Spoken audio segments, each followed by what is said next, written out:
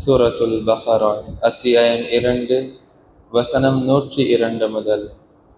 அஊது பில்லாஹி மினஷ் ஷைத்தானிர் ரஜீம். பிஸ்மில்லாஹிர் ரஹ்மானிர் ரஹீம். واتبعوا ما تتلو الشياطين على ملك سليمان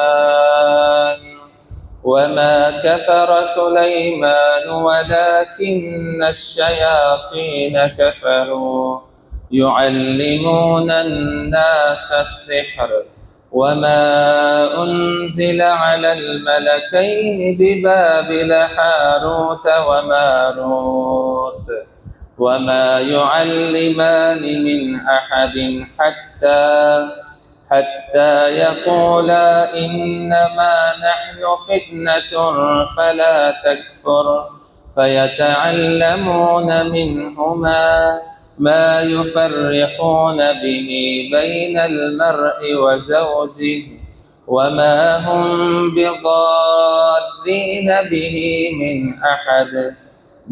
أحد إلا بإذن الله ويتعلمون ما يضرهم ولا ينفعهم ولقد علموا لمن اشتراه ما له في الآخرة من خلاق ولبئس ما شروا به أنفسهم لو كانوا يعلمون. சுலைமானின் ஆட்சியில் ஷைத்தான்கள் கூறியதை இவர்கள் பின்பற்றினார்கள். ஜிப்ரீல், மீகாயில் எனும் அவ்விருவானவர்களுக்கும் சூனியம் அருளப்படவில்லை. சுலைமான் ஏக இறைவனை மறுக்கவில்லை. பாபில் நகரத்தில் சூனியத்தை மக்களுக்கு கற்பித்த ஹாரூத் மாரூத் என்ற ஷைத்தான்களே மறுத்தனர். நாங்கள் படிப்பினையாக இருக்கிறோம், எனவே இதை கற்று இறைவனை மறுத்து விடாதே என்று கூறாமல் அவ்விருவரும் யாருக்கும் கற்றுக் கொடுப்பதில்லை.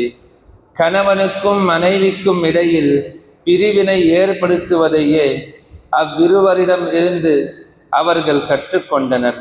அல்லாஹ்வின் விருப்பமின்றி அதன் மூலம் யாருக்கும் எந்த தீங்கும் அவர்களால் செய்ய முடியாது.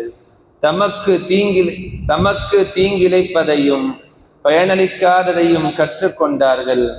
இதை விலைக்கு வாங்கியோருக்கு மறுமையில் எந்த நற்பேரும் இல்லை என்பதை உறுதியாக அவர்கள் அறிந்து வைத்துள்ளனர். தங்களை எதற்காக விற்றார்களோ அது மிகவும் கெட்டது, அவர்கள் அறிய வேண்டாமா? وَلَوْ أَنَّهُمْ آمَنُوا وَاتَّقَوْا لَمَثُوبَةٌ مِنْ عِنْدِ اللَّهِ خَيْرٌ لَوْ كَانُوا يَعْلَمُونَ. அவர்கள் நம்பிக்கை கொண்டு இறைவனை அஞ்சினால் அல்லாஹ்விடமிருந்து கிடைக்கும் கூலி மிகவும் சிறந்தது, அவர்கள் அறிய வேண்டாமா? يا أيها الذين آمنوا لا تقولوا راعنا وقولوا انظرنا واسمعوا وللكافرين عذاب أليم. நம்பிக்கை கொண்டோரே, ராயினா என கூறாதீர்கள், உன்துர்னா என்று கூறுங்கள், செவிமடுங்கள். ஏக இறைவனை மறுப்போருக்கு துன்புறுத்தும் வேதனை உண்டு. ما يود الذين كفروا من أهل الكتاب والمشركين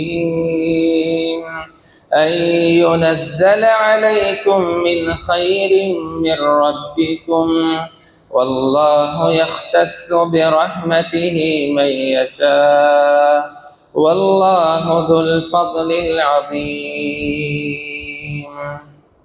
ஏக இறைவனை மறுக்கும் வேதம் கொடுக்கப்பட்டோரும் இணை கற்பித்தோரும் உங்கள் இறைவனிடமிருந்து ஏதேனும் நன்மை உங்களுக்கு அருளப்படுவதை விரும்ப மாட்டார்கள். நாடியோருக்கு மட்டும் தனது அருளை அல்லாஹ் வழங்குவான். அல்லாஹ் மகத்தான அருளுடையவன். இன்ஷா அல்லாஹ் இதன் தொடர்ச்சியை நாளை தினம் பார்ப்போம்.